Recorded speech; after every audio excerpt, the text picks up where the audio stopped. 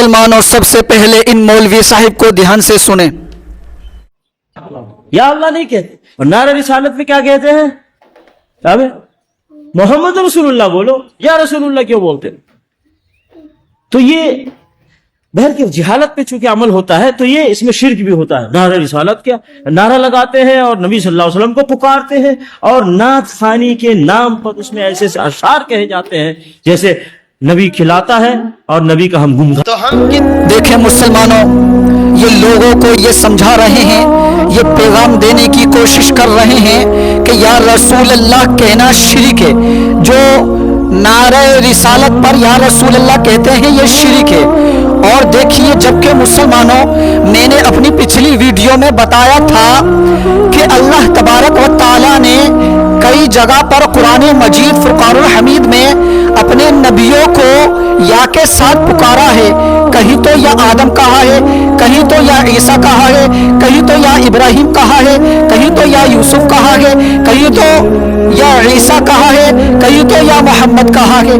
क्या खुदा ने भी अपने कुरान में या के साथ नबियों को पुकार कर शिरक कर दिया?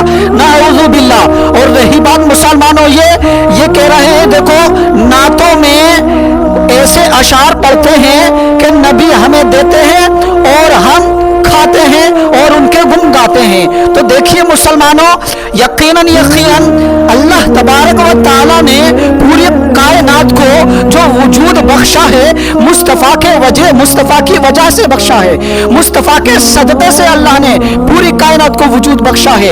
और यहाँ तक के मुसलमानों, जो आज हम कुरान वाले कहलाते हैं, अल्लाह वाले कहलाते हैं, ईमान वाले कहलाते हैं, ये भी मुस्तफ़ा के सदक़े से कहलाते हैं।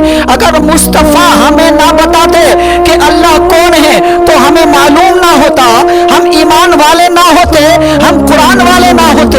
ये मुस्तफ़ा ही के बताने से, मुस्तफ़ा ही के अता करने से हमें मालूम हुआ है, हम कुरान वाले बने हैं, हम अल्लाह वाले हुए हैं, हम ईमान वाले हुए हैं। और देखिए मुसलमानों, ये अगर बुखारी शरीफ को पढ़ लेते, बुखारी शरीफ की हदीस है, हदीस नंबर 7312 है।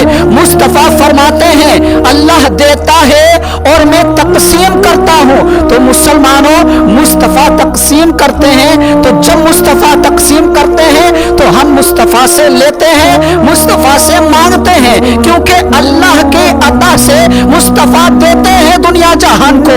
तो मुसलमानों, ये कह रहे हैं कि ये उनके गुण गाते हैं। तो मुसलमानों, हम उनके गुण नहीं गाएंगे तो किसके गाएंगे?